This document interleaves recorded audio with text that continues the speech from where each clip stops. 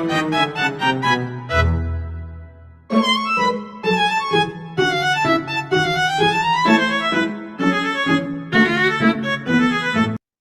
kesempatan kali ini, kelompok kami akan mengajukan pertanyaan ke satu orang random mengenai analisis dampak tren pemikiran global kontemporer terhadap relevansi dan aktualisasi nilai-nilai Pancasila. Pernah nggak sih kalian, kalau sopan santun dan tata krama kita makin kesini makin luntur, kita bebas mengonsumsi tontonan luar negeri, menyerap gaya hidup globalnya, tapi ada harga yang harus dibayar. Oleh karena itu, di sini kelompok kami akan mengajukan pertanyaan ke satu orang. Menurut satu orang tersebut, apakah nilai Pancasila masih ada sampai sekarang atau sudah tergerus oleh budaya luar, budaya barat? Langsung saja, saya tidak. Apakah gaya hidup anak sekarang dan kebiasaan yang begitu dan negara luar mengikut tata krama asli Indonesia? Aku pengalaman ya. Jadi apakah gaya hidup anak sekarang itu dan kebiasaan negara luar itu menggerus tata krama asli Indonesia itu sedikit menggerus ya. Yang gimana itu secara kita nih mulai kita berteman dengan orang tua aja nih, entah itu orang yang nggak dikenal ataupun orang sendiri itu yang biasanya dulu itu tuh dikenal dengan zamannya itu kromo halus ya. Halus sekarang itu benar-benar dicampur-campur bahasanya, dicampur adukan bahasanya itu dengan bahasa Inggris. Iya, sekarang aku udah lihat anak-anak sekarang tuh kayak literally so kayak gini loh. Ya, so kayak gini loh. Jadi gue itu nggak mau kayak gini. Itu padahal sesama orang tua itu, padahal itu suka orang tua juga loh. Sama teman boleh lah, boleh karena itu kan tuh sebaya gitu kan. Cuman kalau tata krama ke orang lain, terutama orang yang dikenal, terus ke orang tua kayak gitu itu mulai terlihat kayak nggak lihat nanti dia langsung mati kayak lo uang saya gimana, padahal secara orang yang kenal ya kita tetap menjaga tata krama kita ya gimana itu. Kalau tanya ya tetap sopan dulu sebelum kita mengenal lebih jauh lebih dalam. Kalau misalnya udah merasa kenal baru tuh kalau dia ngomong kayak gitu, kalau boleh nggak sih gitu, itu kan lebih enak didengar ya daripada langsung gitu. Tapi itu perspektif orang lain sih, maksudnya pribadi gitu. Jadi nggak semua itu dapat diambil secara satu aja dari diri saya gitu ya.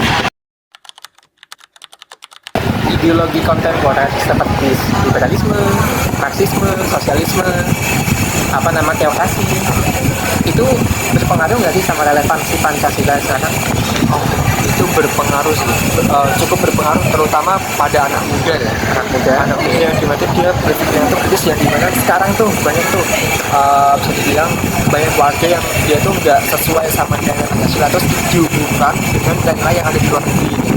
Terus dia berbeda Indonesia gitu. Jadi kayak satu sama lain gitu. Jadi di sini aku nggak bisa jelasin secara banyak, secara jelas banget karena emang takutnya saya salah ngomong dan ya itu secara pengaruh efeknya berpengaruh yang pertama dari apa yang dimana dia udah mengenal politik luar negeri gitu, dia cuma satu sama lain dan relevansinya lalu bisa jadi nanti bisa mempengaruhi nilai Pancasila yang ada yang udah ada di tetapkan sekarang gitu ya.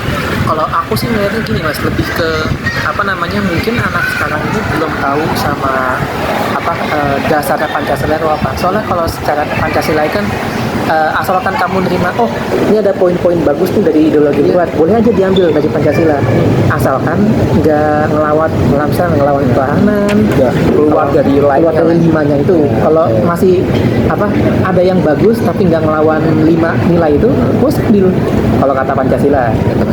Tapi kalau misalnya mungkin anak sekarang tadi kan dibilang ingin jadi kritis, ingin jadi ini, mungkin jadi tidak melihat luas gitu ya. Betul, bisa jadi begitu. Oke.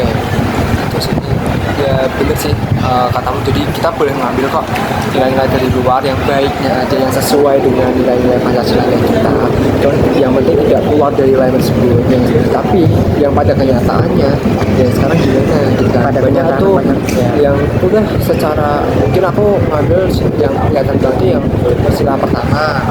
Sila pertama tuh kanan sosial ketenaga saya sama ketenaga bangsa itu aja masih banyak, bukan masih banyak, udah banyak tuh yang kayak dia yang nggak Tuhan, maaf ya modernisme gitu ya. terus dia dia bahkan bikin agama baru suatu yang kita nggak tahu kayak gitu, cuman itu kelihatan.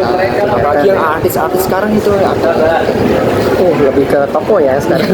Oke, kita lanjut ke yang terakhir. ya.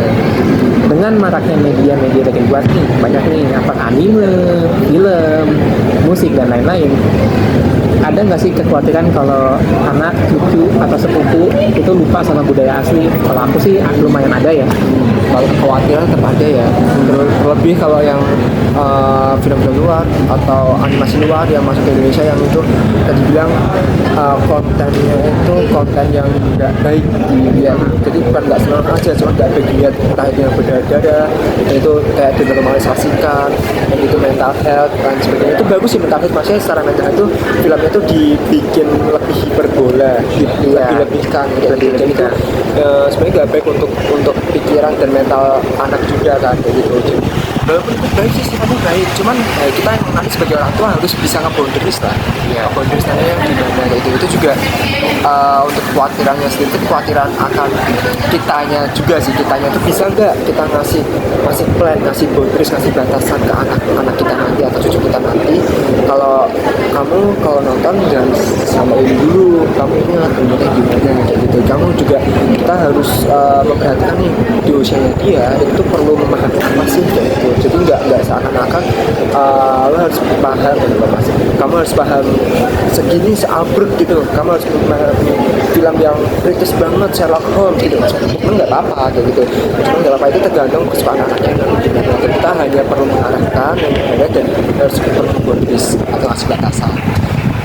Tadi tandanya ini ya, kalau misalnya anak lagi nonton, karena orang tua juga bisa nonton juga, biar bisa tahu. Itu bener banget. Saya aja punya adik aja tetap tak temenin gitu di sebelah, tetap tak arahin, kamu apa di mana itu adik aja tetap arahin, ayo terang aja gitu Atau kalau aku gini apa namanya, tadi deh itu kayaknya filmnya kurang bagus tuh deh, banyak teriakan-teriakannya deh kurang bagus itu, jadi kadang kan itu pengaruh banget ya media ya, apalagi kalau misal anak kecil udah kenal media tuh dia bakal niruin terus tuh buat perilaku sama orang tua. Nah itu balik lagi tuh ke nomor satu itu tuh, nomor satu kan kebiasaan meniru. kebiasaan itu. Bisa jadi kan kebiasaan mereka bisa dari mana aja, dari itu dia bisa ya itu. Makanya kita tuh di sini bisa bilang kita udah pernah jadi mereka, kita pun mengantar mereka ke jalan benar gitu. Ya kita ngebondis lah, oh dulu aku pernah kayak gini, kecanduan kayak gini pernah, jadi baiknya kita ngapain sih, ya udah kita ngasih tahu like yang benar, ngasih bondis yang benar, ngasih arahnya jelas.